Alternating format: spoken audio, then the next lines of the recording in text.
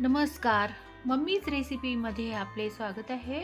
आता सध्या हिवाळा सुरू आहे आणि हिवाळ्यातच आपल्याला हिरवे मटार बाजारात मिळतात आणि हिरवा मटार टाकून तुम्ही एकदा पोहे करून बघा. इतके सुपर मस्त टेस्टी आणि काहीतरी वेगळे असे होतात आणि त्यात मी आणखी अ, काही इन्ग्रीडियंट्स टाकलेले आहे. त्याच्यामुळे पोहे खूपच टेस्टी होतात.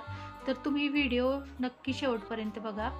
तर इथे मी एक वाटी पोहे घेतलेले आहे आणि आता ते आपल्याला स्वच्छ निवडून घ्यायचे आहे, चाळून घ्यायचे आहे आणि काही कचरा वगैरे असेल तेवढं काढून घ्यायचं आहे आणि चाळून घ्यायचे आहे. तर मी खाली एक कटोरा ठेवलेला आहे आणि तसं काही घाण नसतेच आजकाल आता सगळं पॅकिंगचं मिळतं त्याच्यामुळे, पण तरी आपलं एकदा स्वच्छ करून घ्यायचे आणि त्याला वॉश करून घ्यायचे थोडे.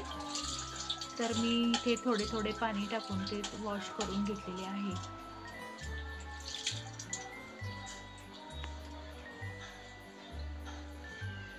आणि आता आपण चॉपिंग करायची आहे, तर मी इथे एक कांदा चॉप करून घेणार आहे.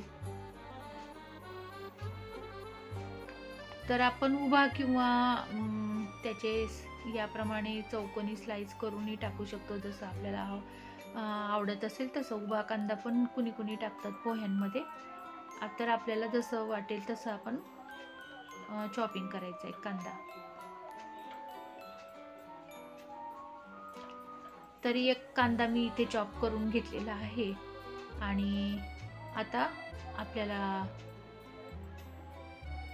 चांगला बारीक करून घेतलाय आणि आता आपल्याला हिरवी मिरची कट करून घ्यायची आहे. तर मी इथे 2 ते 3, जशी तिखट असेल, कमी तिखट आपल्याला लागत असेल त्यानुसार आपण हिरवी मिरची टाकायची आहे.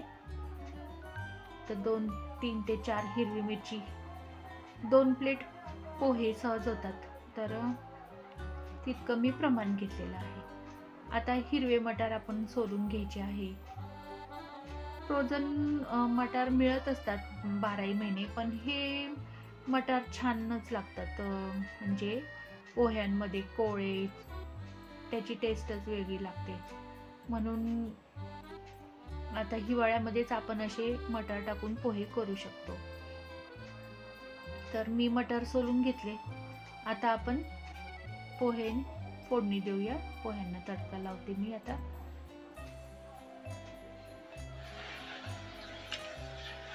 तर तेल आपले गरम झाले असेल तर त्यात आपल्याला आता शेंगदाणे टाकायचे आहे. तर शेंगदाण्याचा कलर बघा आता तुम्ही सुरुवातीला. तर ते शेंगदाणे कच्चे राहिले ना की मग चवच बिघडते पोह्यांची, म्हणून शेंगदाणे आधी चांगले तळले गेले पाहिजे. तर बघा याचा कलर बदलला ना शेंगदाण्याचा, तर असे हे फ्राय झाले पाहिजे शेंगदाणे. नंतर त्यात 1 चम्मच जिरं, 1 चम्मच मोहरी छोटा चम्मच टाकलेला आहे, 1 छोटा चम्मच हिंग टाकलेला आहे. नंतर थोडासा त्यात कढीपत्ता टाकलेला आहे मी.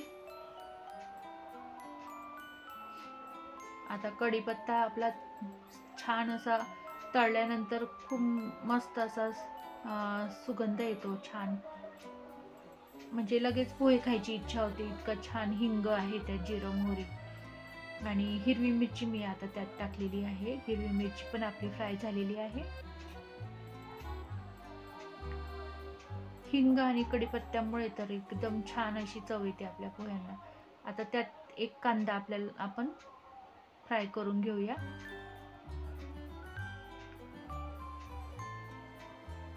म्हणजे अगदी कमी तेलात सुद्धा खूप टेस्टी आणि छान असे पोहे होतात.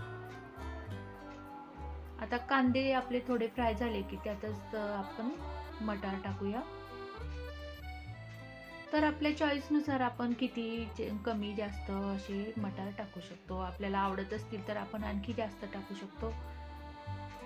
आणि ते कोवळे असल्यामुळे लवकरच ते शिजून होते त्यात.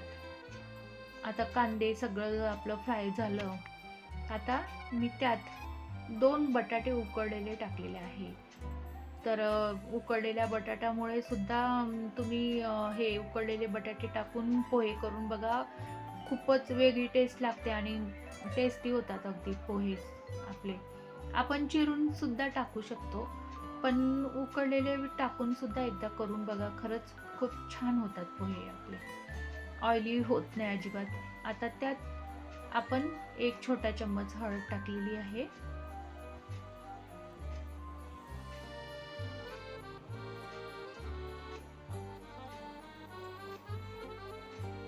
पोहे हा आपला आवडता नाश्त्याचा पदार्थ असतो, तर आपण वेगवेगळ्या पद्धतीने पोहे करू शकतो.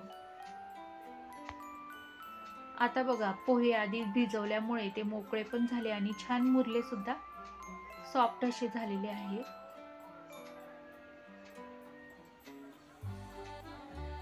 आता त्यात आपल्याला थोडंसं चवीपुरतं मीठ टाकायचं आहे.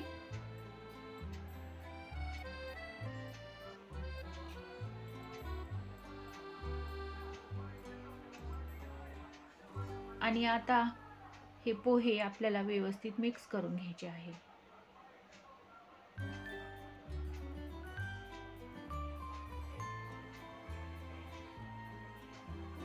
तर त्यात बघा, आता बटाटे, वाटाणे, शेंगदाणे आणि इतकं छान कॉम्बिनेशन, आणि गरम गरम पोहे चहाबरोबर इतके टेस्टी होतात.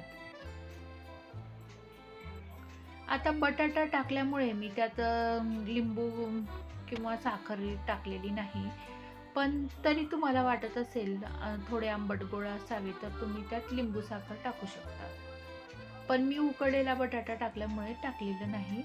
आता वरून छान मस्त हिरवी कोथिंबीर टाकायची आणि गरम गरम पोहे सर्व करायचे. झाले, आता हे आपले पोहे झाले.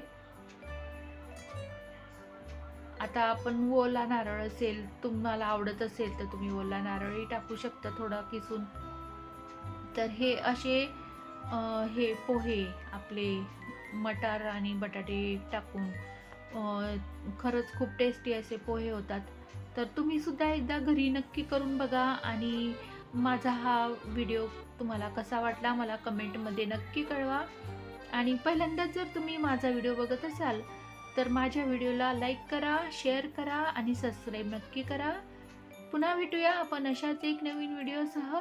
Thank you for watching this video. Thank you so much.